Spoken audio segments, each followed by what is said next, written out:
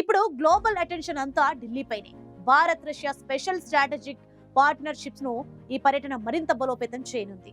అందులో number 1 main గా S-400 defence system. Bharat ఇప్పుడు S-400 డిఫెన్స్ సిస్టమ్ కోసం కొత్త ఆర్డర్స్ ఇచ్చే ఛాన్స్ ఉంది. ఇప్పటికే 5 యూనిట్ల కొనుగోలుకు డీల్ జరగగా ఇప్పుడు మరింత పవర్ కోసం కొత్త డీల్ పై చర్చ జరుగుతాయి. ప్రతి S-400 స్క్వాడ్రన్ లో 6 లాంచర్లు, రాడార్లు, కమాండ్ సిస్టమ్స్ ఉంటాయని, ఇది మన రక్షణ ప్రయారిటీ అని చెప్పవచ్చు. Number 2 Russian oil discount. Bharat కు చౌక ఎనర్జీ సప్లై పై దీర్ఘకాలిక అగ్రిమెంట్ జరిగే అవకాశం ఉంది.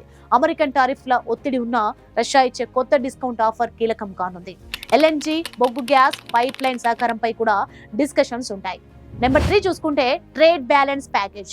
రెండు దేశాల మధ్య ట్రేడ్ లో ఉన్న అసమతుల్యతను సరిచేయడానికి కీలక ప్యాకేజీ రానుంది. భారతీయ వస్తువులకు రష్యా మార్కెట్ లో స్పెషల్ యాక్సెస్ ను ప్రకటించవచ్చు. రూపాయి, రూబీల్లో ట్రేడ్ ను పెంచడానికి ప్రయత్నాలు జరుగుతాయి. Number 4 defence co production. Make in India scheme లో భాగంగా డిఫెన్స్ ఎక్విప్మెంట్స్ ను జాయింట్ మ్యానుఫ్యాక్చరింగ్ చేసేందుకు కొత్త అనౌన్స్మెంట్లు రావచ్చు. AK-203 రైఫిళ్ల తయారీని వేగవంతం చేయడం, బ్రహ్మోస్ మిసైల్ తో పాటు ఫ్యూచర్ డిఫెన్స్ ప్రాజెక్ట్స్ పై కొత్త MOUలు ఉంటాయి. Number 5 nuclear energy space. Kudankulam nuclear plant కొత్త యూనిట్లపై పురోగతిని ప్రకటిస్తారు. స్మాల్ మాడ్యులర్ రియాక్టర్లు, ఫ్యూచర్ న్యూక్లియర్ ప్రాజెక్ట్స్ పై ఒప్పందాలు జరుగుతాయి.